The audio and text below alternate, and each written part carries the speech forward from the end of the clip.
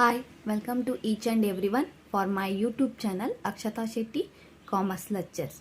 I hope all are doing well, and today's video is going to be about UGC NET and kset examination paper 1 subject teaching aptitude.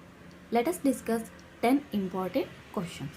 First question, one of the most powerful factors affecting teaching effectiveness is related to the social system of the country, economic status of the country, prevailing political systems, or educational system.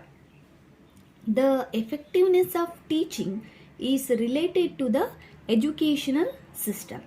The stronger the system, the powerful are the outcome of the teaching and learning experience.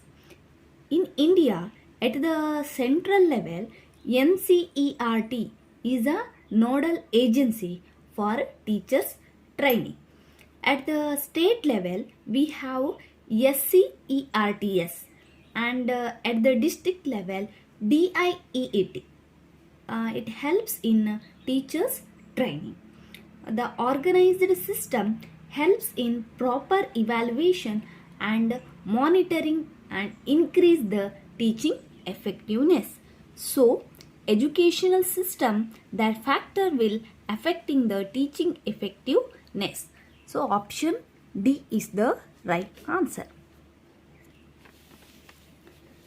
Next, come to second question. In which teaching method learner participation is made optimal and proactive? Discussion method, buzz session, brainstorming session method, project method. The learner participation is made optimal in the and proactive in the project method. It is a teacher facilitated collaborative approach with the students. The students acquire and apply the knowledge right from the planning stage to implementation in defining the realistic problems. The projects are student centric and experimental, which leads to the learning. The teacher helps the students in case of a problem, but it is planned and executed by the students. So, the learner participation is made optimal and proactive in the projection method or project method. Option D is the right answer. Next, come to third question. The effectiveness of teaching has to be judged in terms of course coverage, students' interest, learning outcome of students, use of teaching aids in the classroom. The effectiveness of teaching is judged by the learning outcome of students. Effective teacher understand the individual needs of the students, and they use the strategies and techniques to impart knowledge to the students. They are curriculum focused, which helps generate the best learning outcomes. They provide the best instruction in the class, leading to effective learning. So, the effectiveness of teaching has judged in terms of the learning outcomes of the students. Option C is the right answer. Next, come to fourth question. E-Pathashala is an initiative of IITs and IISCs, Ministry of Human Resource Development, NCERT, or both A and B. E-Pathashala is a portal that initiated by CIET It is the Ministry of Human Resource Development and NCERT. Both Ministry of Human Resource Development and NCERT. It was developed by CIET and NCERT and launched in November 2015. It can be assessed for educational resource that can be used by the teachers, students, parents, researchers and educators. The platform offers a variety of NCERT resources, textbooks, audio-visual resources, periodical supplements and teacher training models. The portal and its app also offer unrestricted downloads. So, e-Pathashala is an initiative of both Ministry of Human Resource Development and NCERT. So, both means option D, both B and C is the right answer. Next, come to fifth question. Consortium for Educational Communication is nodal agency to coordinate the production of educational content, inter-university center, a guide and facilitator for production of educational context, or all of the above. Consortium, it is a for educational communication. It means it facilitates the production of educational programs or content that may be audio, visual or web based. The guide, direct and educational activities at media or inter-university centers that have been set up at universities across the country. It will also support the research activities that may be intensify and optimize the effectiveness of the educational content produced and increase the reach of such educational communication. So, Consortium of Educational Communication is a nodal agency to coordinate the production of educational content, and it is also an inter-university center. It is also a guide and facilitator for the production of educational context. So, it means all of the above are correct. It means option D is the right answer. Next, come to sixth question. Which of these methods can be used in remote areas? Online methods, offline methods, teacher-centered methods or learner-centered methods. In the remote area, still a lack of modern facilities like continuous availability of electricity and internet facility. Thus, the online methods of teaching cannot be implemented. In the online teaching, it will access both electricity and internet facility, but it will not available in the remote area. It cannot be implemented. In the same way, offline methods of teaching are the best that can be employed for the purpose of imparting education in the remote areas. Technology may be inaccessible, but the teachers can travel to such areas to educate the students. So, offline methods are used for teaching in the remote areas. Option B is the right answer.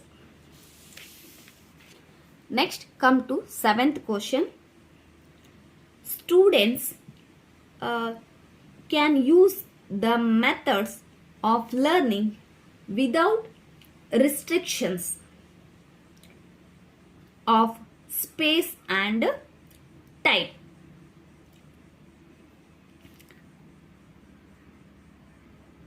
Online, offline, teacher centered or learner centered. The online method of learning is a student-centered method of learning. Students can access tutorials, videos and other learning materials from anywhere at any time. The only requirement is the support of the optimum hardware and software with an internet facility. Here, the students can study at his own pace. Therefore, the online method is helpful, or it has no restrictions for learning in the time of space and no restrictions of space and time. So, online is a right answer. Next, come to 8th question. To maximize the effectiveness of teaching, a teacher should use offline methods of teaching, online methods of teaching, either offline or online methods of teaching, or a mix of both offline and online methods of teaching.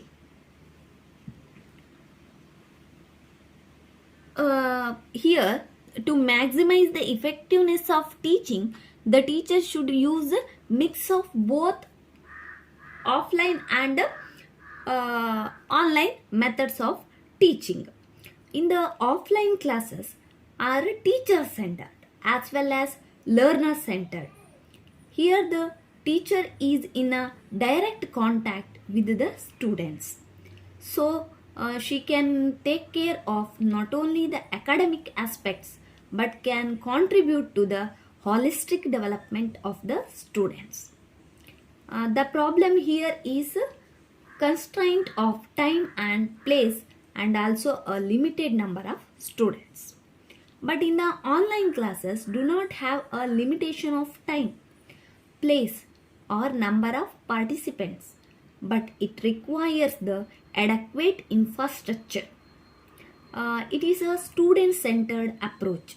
There is no contact between the teacher and the students, but the forms that are used for getting answer to queries. So, a mix of both can be most fruitful. Content can be learned online and classroom can be used for the discussions and assignments. Therefore, to maximize the effectiveness of teaching, they use both or mix of both offline and online methods of teaching. Option D is the right answer. Next, come to 9th question. An individual differences among learners arise due to aptitude and intelligence, personality and attitude, prior knowledge, or all of the above. In a classroom or a class is a group of students where no two students are same. Each student is different from other than the one on the basis of their attitude. Attitude means their natural ability to learn, and intelligence means their natural ability to acquire the knowledge and skills in a guided manner or independently and then apply them. And personality means their individual characteristics, and attitude means their way of feeling about something and in the response to term. And prior knowledge means their ability to gather information and learn about the topic well in advance. Therefore, no two students of classroom have the same learning, memorizing, understanding and retaining the capabilities. Therefore, here and the individual differences among the learners arise due to all of the above. Means the differences in the attitude, intelligence, personality, attitude or prior knowledge. So all of the above is the right answer. Next, come to 10th question. Teaching is comfortable, complex activity, boring or financially lucrative. Teaching it is a science or an art, a craft or a moral activity. It is a single person has to have the ability to handle all above the aspects of teaching. No wonder it is a complex activity that requires a diverse set of skills and abilities on the part of the teacher. The teacher should also have the capability of adopting the strategies, methods and techniques to handle different types of students. So, teaching is a complex activity.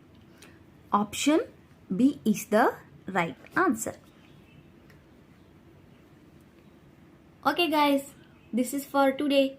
If you like my video, don't forget to subscribe my channel. We will meet again with another topic. Till stay safe, stay happy.